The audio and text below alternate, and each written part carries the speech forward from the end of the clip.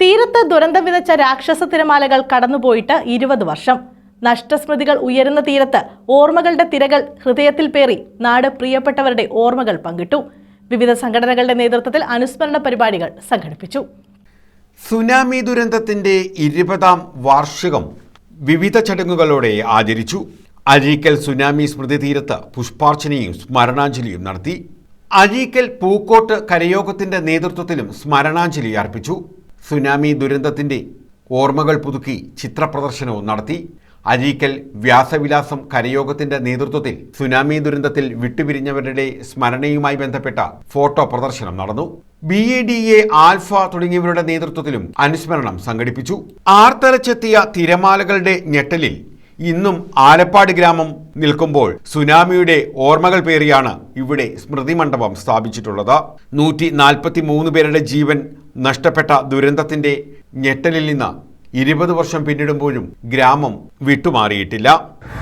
നമ്മുടെ ഓച്ചിറ ബ്ലോക്ക് പഞ്ചായത്തിൻ്റെ പരിധിയിലുള്ള ആലപ്പാട് നമ്മളിൽ നിന്നും ഇന്ന് 20 വർഷമായി 43 സഹോദരങ്ങളെ നമ്മുടെ സുനാമി കാർന്നു കൊണ്ടുപോയി.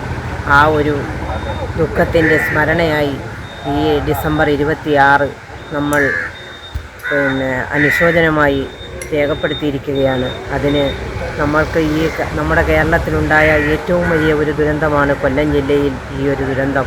സുനാമി ദുരന്തവുമായി ബന്ധപ്പെട്ട സംഭവങ്ങളുടെയെല്ലാം നേർസാക്ഷ്യമായിട്ടാണ് സുനാമി സ്തംഭം സ്ഥാപിച്ചിട്ടുള്ളത്.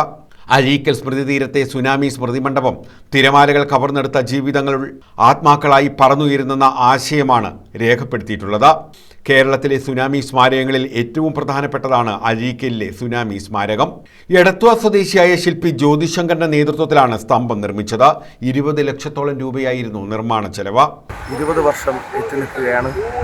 2004 ഡിസംബർ 26 ലോക ജനതയെ ഞെട്ടിച്ചുകൊണ്ട് ആഞ്ഞടിച്ച സുനാമി തിരമാലകളാൽ ആലപ്പാട് ഗ്രാമപഞ്ചായത്തിലെ ഞങ്ങളുടെ 143 സഹോദരങ്ങളെയാണ് രക്ഷപ്പെട്ടത്. ഇവിടെ ബഹുമാനപ്പെട്ട MLAയുടെ നേതൃത്വത്തിൽ പുഷ്പചക്രം അർപ്പിച്ചുകൊണ്ട് അനുസ്മരണ സമ്മേളനവും മറ്റു പരിപാടികളും സംഘടിപ്പിച്ചു.